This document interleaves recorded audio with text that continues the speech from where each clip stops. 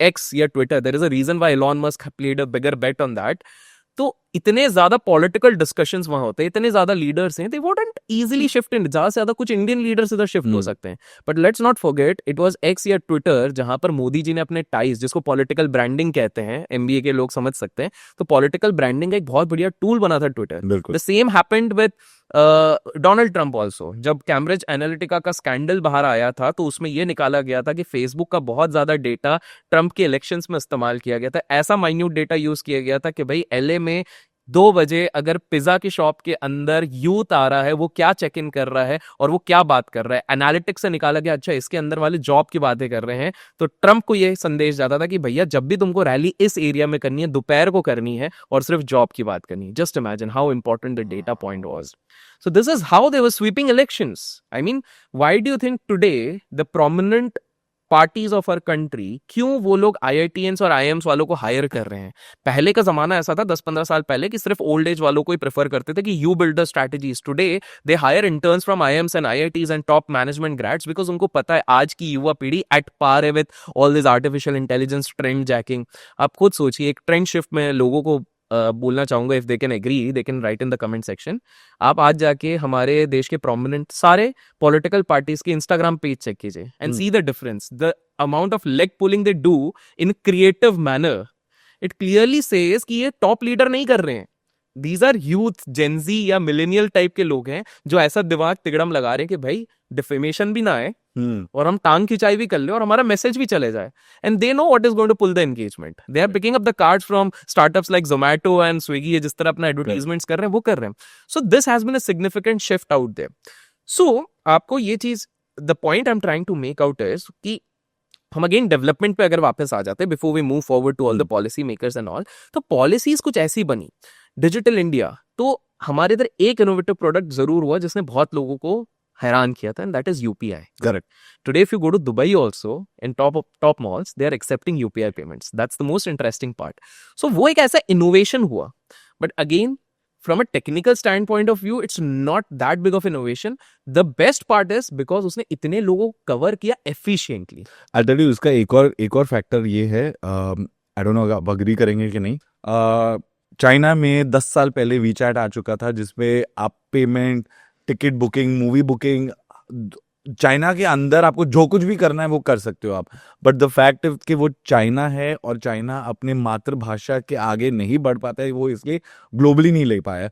हमने वो क्या किया है कि हमने वो कॉन्सेप्ट को लिया, फॉर्मलाइज किया, और अब इस फॉर्मलाइजेशन की वजह से हम एक्चुअली दुनिया को रोल आउट कर सकते हैं। Correct. So that's I would agree, by the way, since you said कि whether you would agree, I would agree. उधर एक थोड़ा सा ये फ्लॉ था कि why that WeChat वाला concept came into controversy is because the sensitive data जो लोगों का वहाँ पे चाइना का है, it was known कि कम्युनिस्ट पार्टी को इसका पूरा एक्सेस है। एक इंसिडेंट निकला था कि एक जर्नलिस्ट ने वहाँ पे चाइना की कम्युनिस्ट पार्टी के अगेंस्ट में कुछ पब्लिश किया हुआ था। नेक्स्ट टाइम वो रेलवेज के पास जाता है और उसको टिकट इशू करने नहीं मिलती है। And how was it leaked? Because he was using WeChat to provide some information to some entity. वहां से उसकी चीज को निकाला गया, and the next thing you know he was in, कहां पर है। सो पॉलिसीज हमारे इधर अच्छी हुई हैं। सो डिजिटल इंडिया हुआ, मेक इन इंडिया हुआ, skill India, that was another good master stroke. And other than that अगर आप ये चीज देखोगे, देखिए कभी भी ह्यूमन बींग्स का एक आदत रहता है कि जब भी हम कुछ नई चीज लेके आते हैं, इनिशियली हम अडेप्ट नहीं कर पाते बिकॉज हम लोग आदत नहीं है, we are used to the monotony. जैसे हमारे एक शहर में बहुत सालों से रहे, अचानक से हमको काम के लिए भी शिफ्ट करना होता है, तो initially for adjusting it takes time. Likewise जैसे कुछ पॉलिसी फॉर्मुलेशंस हुए अराउंड GST इम्प्लीमेंटेशन या even demonetization for that matter, initially no doubt बहुत लोगों को प्रॉब्लम्स हुई थी। बट आज हम देख रहे हैं कि ये जो यूनिफाइड टैक्सेशन सिस्टम आया है, आप खुद देखिए GST कलेक्शन के जो आंकड़े आते हैं क्वार्टर दर क्वार्टर, साल दर साल, they are just growing, they are scaling. और इसका एक बेनिफिट, इनडायरेक्ट बेनिफिट मैं आपको एक बताता हूँ, बहुत इंटरेस्टिंग चीज है, which is related to stock market people also. So क्या हो गया था कि जब तक ये GST वाली चीज नहीं आई थी, इवन डीमोनेटाइजेशन वाली चीज नहीं आई थी, वी ऑल नो, हम भारत में हैं तो भारत में बिजनेस डिजिटल पहले सब नहीं होता था। कैसे होता था? आज भी बहुत सारे ऐसे बिजनेसेस है, स्मॉल स्केल बिजनेसेस। तो क्या होता था कि उस समय पे एक उद्योगपति ये सोचता था कि यार अगर 100 रुपए मैं कमा रहा हूं, अगर मैं अकाउंट में ले लूं तो अकाउंटेबिलिटी देनी पड़ेगी, मुझे पूरा का पूरा टैक्स भरना Correct. पड़ेगा उस पे। एंड बिजनेस में स्ट्रेट अवे अगर टू मेक इट सिंपल 30% का तो लगना है, surcharge and all is different.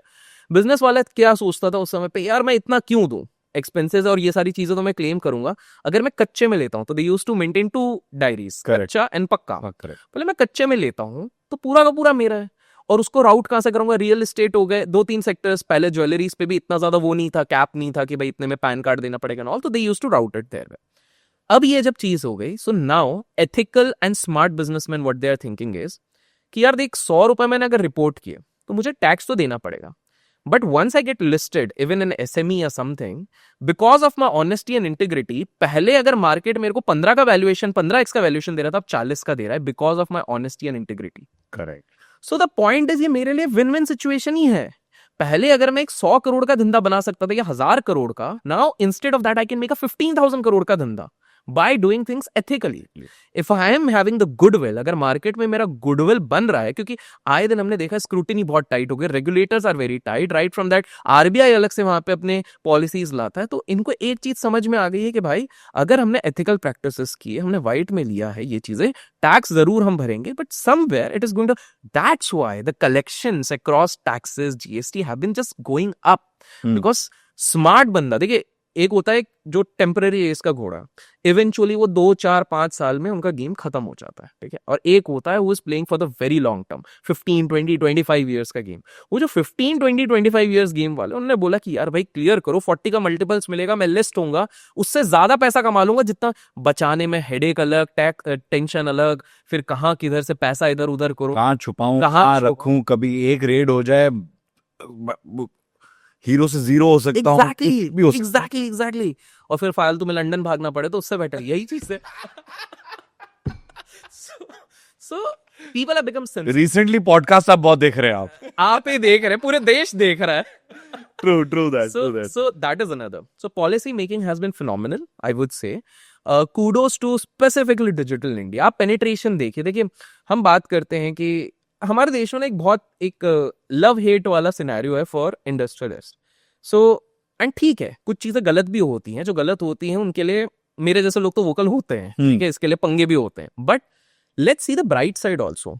हम लोग बात करते हैं हमारे देश के 2 सबसे बड़े उद्योगपतियों की कि अरे यार सारा पैसा ये लेके जाना है, just like we discuss, but let's not forget lakhs of jobs are created by their industry.